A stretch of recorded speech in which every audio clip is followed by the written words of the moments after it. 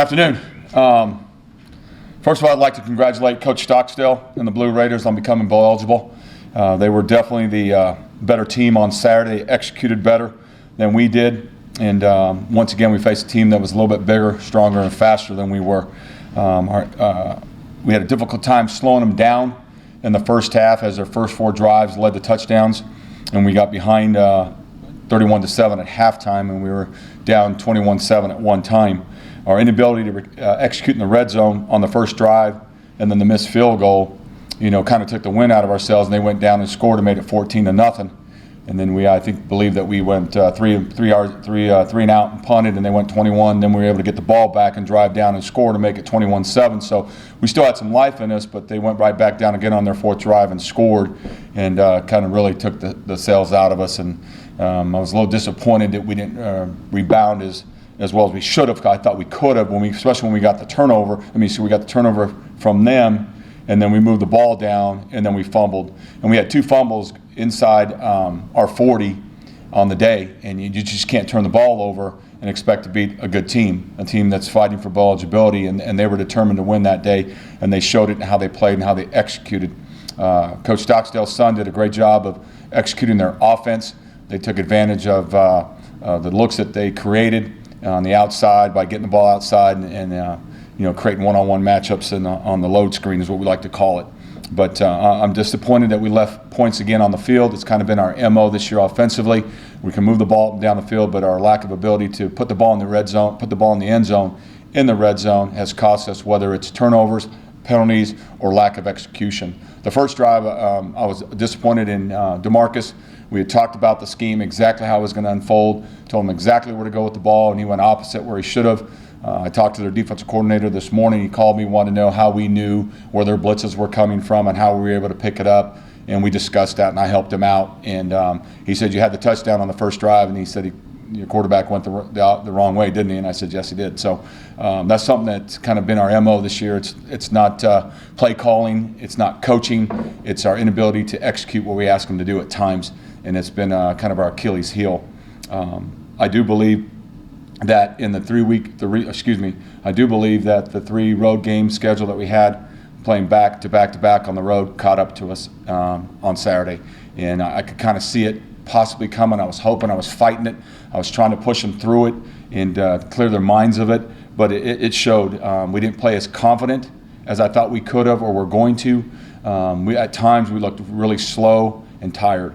And I think it finally caught up to us. 5 hours down to Louisiana Tech, 5 hours back, going to Tennessee, and we put so much into the Tennessee game, and we played with such determination and effort that I think this one just caught up to us, guys. I really do. I think our kids were tired, and but I do want to know how much I do respect them to fighting through it and pushing as they did.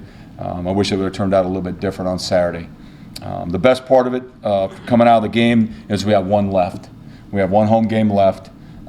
It's our last one here in Apogee for the 2015 senior class, and they get a chance to go out as winners. And we got to do all we can as teammates, as a program, and as a staff to make sure that we send them out as winners on the last home game here at Apogee for our seniors. And I asked them that last night, if they would please give everything they've got to their teammates to make sure we send them out the right way. There's some young men in this that I've watched come in this program as freshmen, not knowing where to go, where a classroom was, how to put on things, how we did practice, and to see them now as seniors, as grown men, I definitely will have some fond memories with these guys. In regards to UTEP, and they're 4-7, but they're a strong football team. Coach Kugler has done a great job building that program, establishing some toughness, and you can see it. Although they're 4-7, they've had a rash of injuries throughout the season, like most teams do during this time. So, they've had to replace some guys, fill in some spots, next man up, attitude type deal. But they haven't lost that edge in terms of how they play both offensively and defensively. Defensively, they're still aggressive, play man-to-man coverage, load the box, and dare you to try to run the ball. They're not going to let you run the ball. Coach Stoker does a great job defensively, what he does, scheme-wise, that he's going to line up and play man-to-man and say, hey, listen, you're going to have to throw it to beat us type attitude. Offensively, they're doing a little more spread than they have done in the past. Last year, they were more of a downhill physical attitude, beat you up front, but they've had some injuries, so they've gone a little more spread stuff. and we'll see a mix of both, I'm sure, on Saturday. But I do applaud him what he's done with that program. I look forward to seeing him here on Saturday in Apogee for our last home game. And I'll open up to questions right now. They just missed that upset against Louisiana Tech. They did, and they played really well. They lined up, played man-to-man coverage, and they just challenged Driscoll and La Tech, and they really had him. I've got to go back and look at special teams because I didn't get a chance to really look at it yet that much.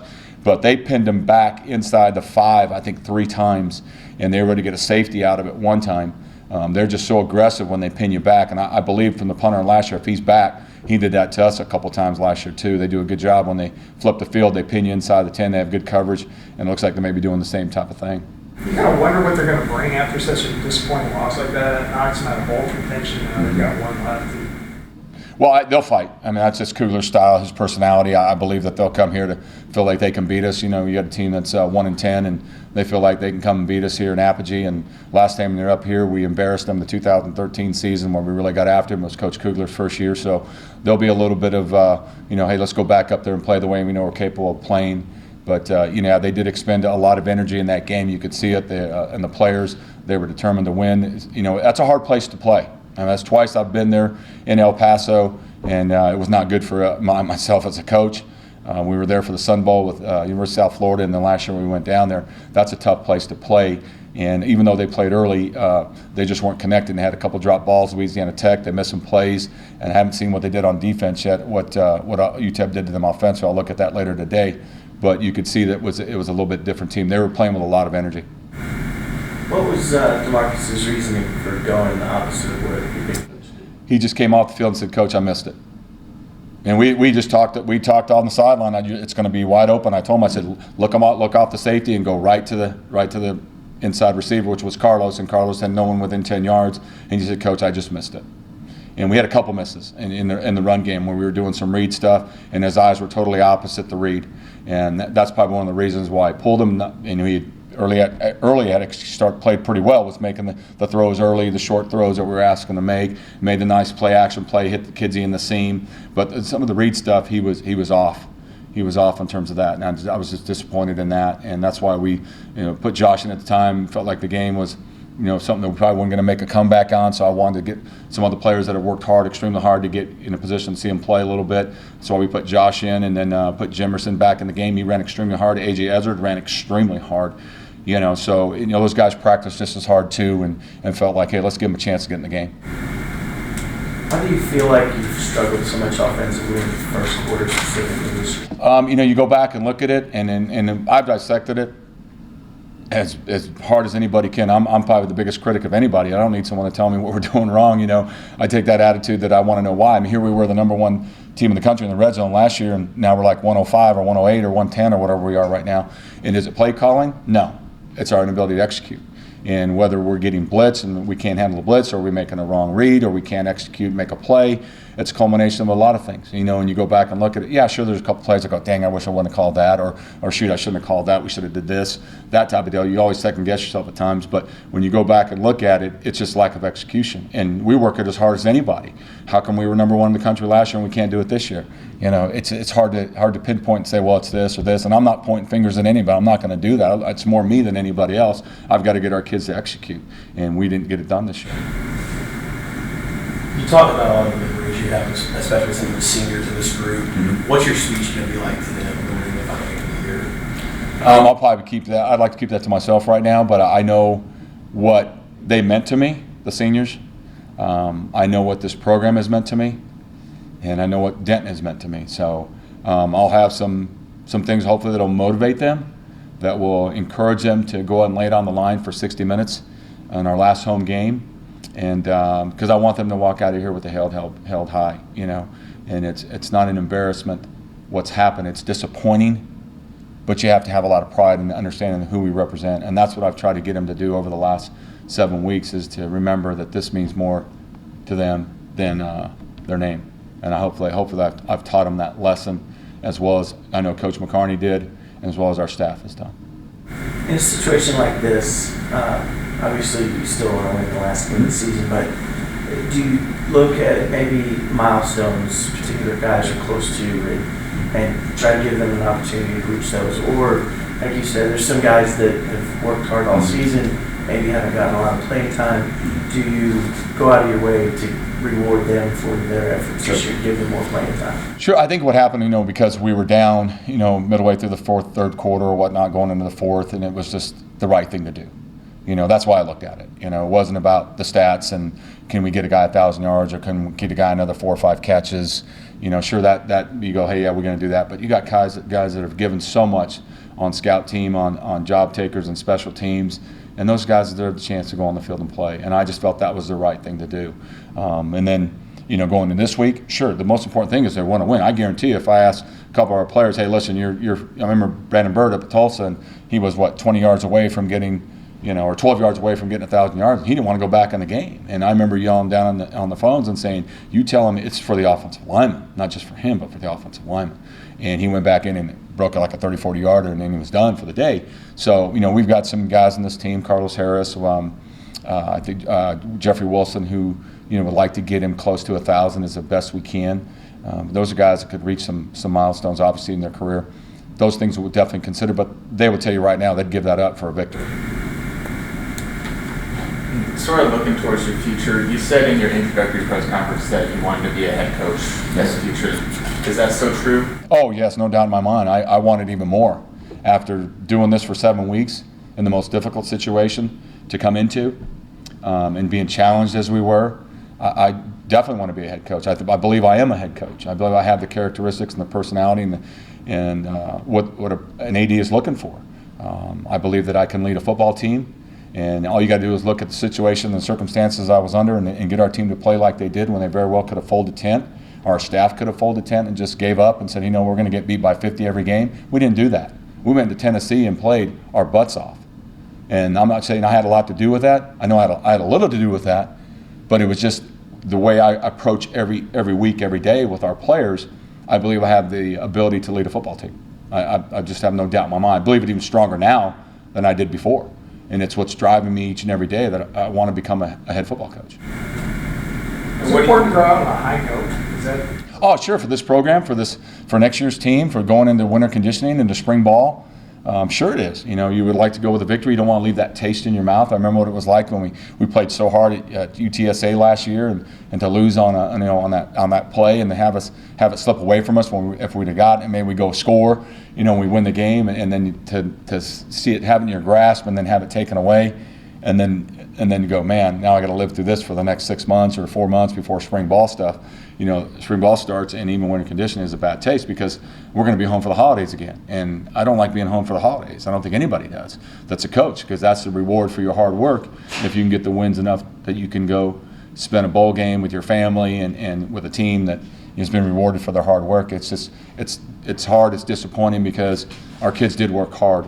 We're just not at the level we need to be at to be competitive in this conference right now. And teams are making moves that we haven't made. And let's be honest, that's what it is. We've played in the last 7, or going into our 7th game right now that I've taken over, we've faced teams that are bigger, stronger, and faster than us right now. And I saw it again on Saturday. Why hasn't this program made those moves? That's something that I'm sure the head coach come in and they'll look at it. I mean, I have a plan. I think we can fix it. And I'm not saying that it's gone backwards. We need to be better. We need to develop more. We need to get bigger. We need to get stronger. We got some great young underclassmen that are going to have the size that you want. Eli, I can't think of Eli's last name right now, but he's got the length and the size that you want at defensive end. He's going to get bigger and stronger. We redshirted him this year. We got some young guys that we redshirted that are going to be exceptional players. Look at Nate Brooks with 10, 15 pounds on him. He'll be one of the most dominant corners in this conference, maybe next year or the following year. And we got some players out there that can really play. They just got to continue to develop. We got to get bigger. We got to get faster. We got to get stronger. So we can compete against these teams that are developed. And you see them. I mean, I looked across at Middle Tennessee, and the size of their offensive linemen and defensive linemen are just huge. So we got to really look at who we're recruiting, how we're recruiting, where we're recruiting, and what type of player we need at each position. And maybe not so much we have to have a certain amount of D linemen or quarterbacks or receivers or this or that. Go find the best available player, much like the NFL, and get those guys in this program that can affect your program. You go find 5 or 6 guys that can step in and change your program in a heartbeat. The Breland Chancellors, the Darnell Smiths, those guys made a difference. Brandon Bird, Lance Dunbar, those guys made a big difference in what we were doing. So, and you look at the guys up front, Richard Abbey, those guys were big, strong. Look at the plays they made. Zach Orr, here's a great leader who's playing in the National Football League. All you got to do is look at those type of players that can affect your program and make you a better team, and we got to go find 5, 6 of those guys to help that happen. Seniors been through a lot on this team. Sure they have. They've been the highest of highs and the lowest of lows. And I hope they can take that and use that in their life as how they're going to become husbands, fathers, mentors, co-workers, and when they go into the real world and they have to work for a living. And hopefully they've learned discipline to get up in the morning, go to work, and give their best effort, and to work as a team. Because those are all, you look at some of the employees that have been very successful in the world, in life in general, in the workforce, the ones that seem to be really successful, those are driven. And that's not just because they're athletes, but they are driven. They know what it takes to win. They're team players. They understand what it is to be a team. So they have a drive that a lot of people that just be satisfied. I think our kids want to be winners. I think they'll be winners in life. And someone asked me, one time, how do you know if the kids you recruit are successful? I always tell them, look down 10, 15 years from now when they're husbands and fathers and then the workforce. That's when you know that you recruited the right type of kid, and those are the kids that have the character that you're looking for. You thought about getting your last game here at all? It kind of hit me a little bit Saturday. It did. That this was probably going to be my last week here. And I got a statement. I'll read it when we're all concluded. But it probably won't hit me maybe till Saturday. Really hit me hard like it probably will. But, right now I'm more concerned about making sure our kids are ready to play on Saturday right now, and then I'll worry about that at a later time. You talk about impact players, guys that can make sure that.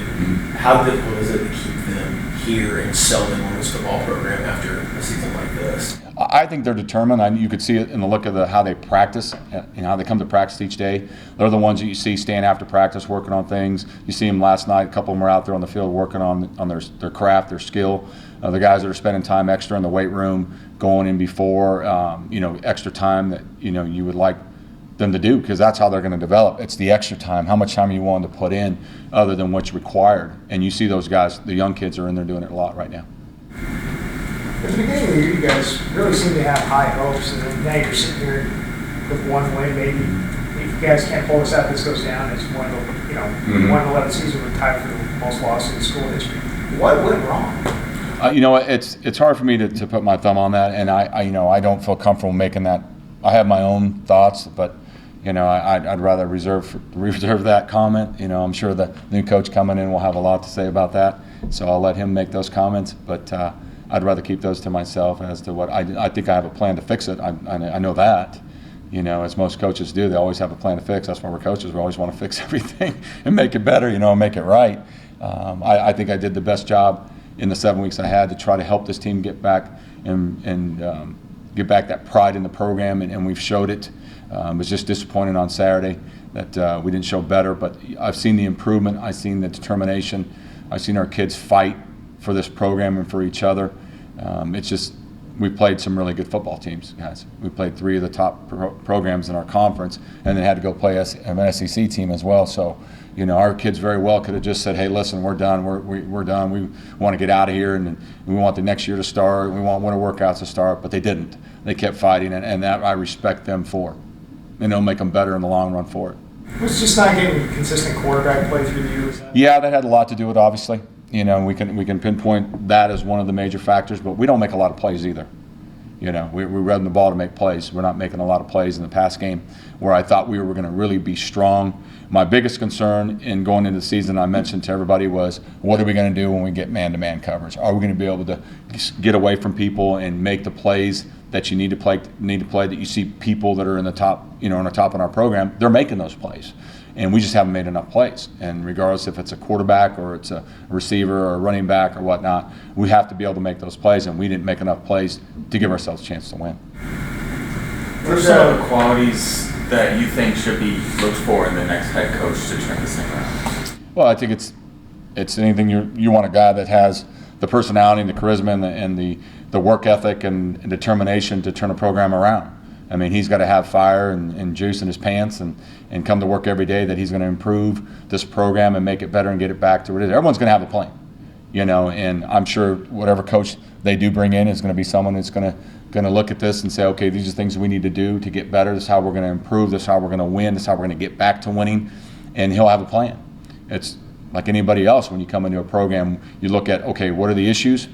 What do we need to fix? And how are we going to fix it?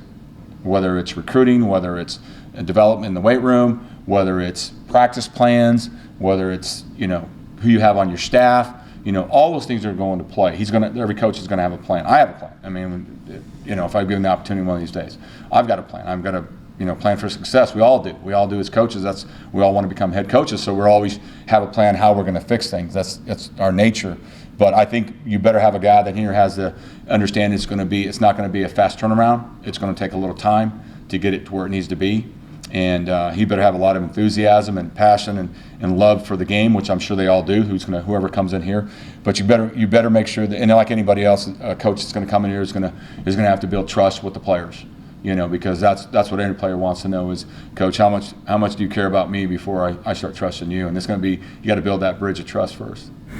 The junior college kids that you brought in, I mean, that was a big thing in the preseason. You know, hopefully this influx of junior college players will change this program. But those guys just not make a big enough impact for you guys to where you want to go. You know, and in recruiting and anything you do, everything's a crapshoot. Whether you bring in a kid that was a 4-star, you bring a kid with a 1-star. When they come off, you know, it's a crapshoot. You look at it, you recruit them, you do the best you can in terms of researching and bringing a young man you believe that can help you win, and you get them on the field, and then what do they do? You know, you don't know. Obviously, you know, we wish we'd like to get more output from our junior college transfers, more than what we have, but you know, it takes time to make that transfer from, you know, high school to college. High school to junior college to the Division I level too. You know, we expected a lot out of Thaddeus Thompson. We expected a lot out of DeMarcus Smith, but they both missed spring ball. I mean, you're talking 25 days of football, 15 on the field, and you know the other 10 days they're in the classroom learning, and they weren't a part of it. You know, we needed them in here, and they weren't here. So, you know, that hurt us too. You know, and then you look at, you know, defensively, how fast did Combs learn the defense? You know, how fast could he get it down? And you know, the change and the guys are bigger, they're stronger, you know, all of a sudden, as opposed to when you're in junior college, when, you know, the kids are just surviving to, you know, in junior college. They're trying to do the best they can, and who knows where the next meal comes from.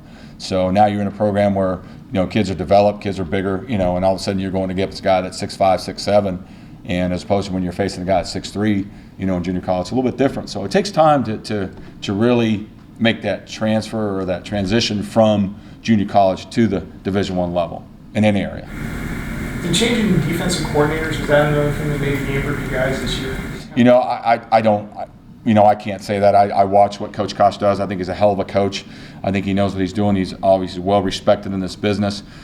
Sure, it's tough when you lose John Scudani, who's been with us, you know, was with us for 4 years, I believe, or 3 years with us, and did such a great job. And the transition, sure, it's hard. It's like anything. If you change coaches, it's going to be a hard transition. Everybody knows that.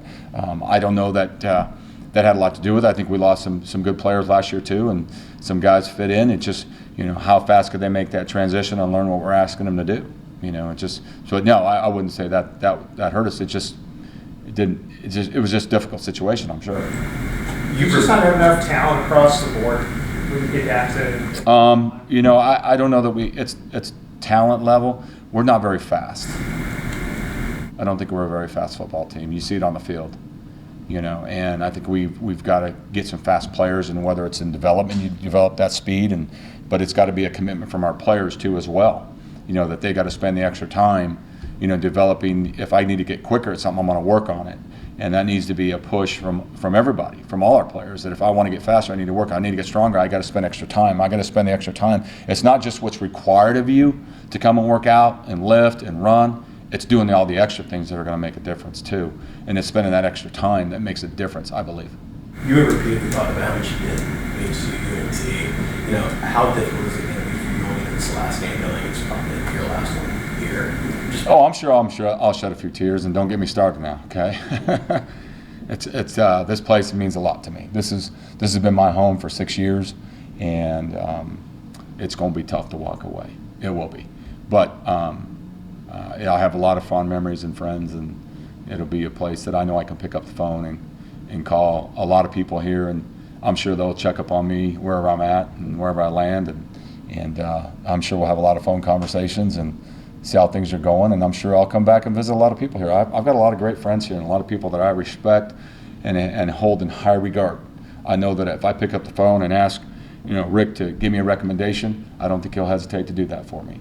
I believe that I can call Eric Capper, Hank Dickerson, and these guys will pick up the phone for me. I believe they will do that for me, and I've got no issue, because I think they saw what I've invested in this place and what I've given, that they know how much it meant to me, so I don't think they'll hesitate in making a call. So it will be hard to leave. I just hope I'm standing on that bench on Saturday afterwards, and I got my fist in the air, and we got our kids in the stand, and those good things are happening, because that's what I'll remember. I'll remember looking over at Mr. Williams, our band director, and giving him a point in the finger, and I'm hoping that happens on Saturday, because he's meant a lot to me too. He's a big supporter of what we've done. Did the coaching change too in the middle of the season? I'm sure that must have had a big impact on the way things progress in terms of, kind of getting away. And is that really just hard for the kids to endure? Sure it is. I mean, it's 7 games. I mean, to be honest with you, I've had to be the head coach for over half the season. That's hard on anybody, and it's been a a little bit of a change because of some of the things I did. I guess we suspended 7 kids in the first 2 games, or left guys at home, and I think those are things you have to do, and try to lay some ground rules, and some just said, this is the way it's going to be, and that's why I expect you how to behave. And I've had to get guys to take towels off their backs that weren't the color they're supposed to. I've asked guys not to wear tights, not the color that we're going to wear, the colors that we want in the game, not their own. Those things you just have to break, but they're always testing you as a coach, and especially being the interim head coach, and thinking, well, you're just the interim, but they understand that. And I mean, like I said, I remember one of the comments said, what Coach Canales is, boy, he's strict, and one of the players said, yeah, we need it, so that I won't forget, so at least I know that I've given them all I have, and in return I just asked them to give it to each other, and I think they did. It was just what we saw on Saturday was a culmination of 3 weeks on the road, and it finally caught up to us. Okay, I'd like to read a statement if I could, please.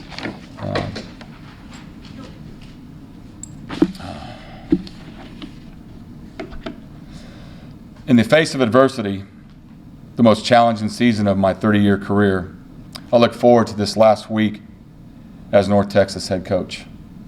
Not because the season is over, because I believe we can win and send our seniors out on their last game as winners. I believe I have represented our university, our program, with integrity and character required of this position. I have given so much to this university, and I have received so much in return. I will always remember the 2013 season and the bowl victory in the heart of Dallas, and the 3,400 or whatever it was, 3,500 screaming Mean Green fans, and seeing the sea of green. That was pretty special. I'm sure it was probably more than that. I probably got the numbers wrong, but there was a lot of green there. It will go down as one of my favorite coaching memories. I will also cherish our victory over UTSA this season. There is a rivalry. There is no greater joy for a coach to see his team celebrate a victory in the most difficult situation. I will take with me many things from my 6 years here at North Texas. I have made many friends, and I will never forget the support you gave me. I would like to thank you, the media, for being fair and professional in your coverage of the Mean Green football program and of Mike Canales. I would also like to thank the Mean Green Nation for your support of our players. I believe in my heart the Mean Green program will be back stronger than ever in the near future. I look forward to Saturday with a heavy heart, but I can walk away with my head held high, for I will forever know how special North Texas and Denton has been in my life and in my coaching career. I wish the Mean Green Nation a happy Thanksgiving, and I want you to know how blessed I am to have been a part of this program. Thank you, and I appreciate it.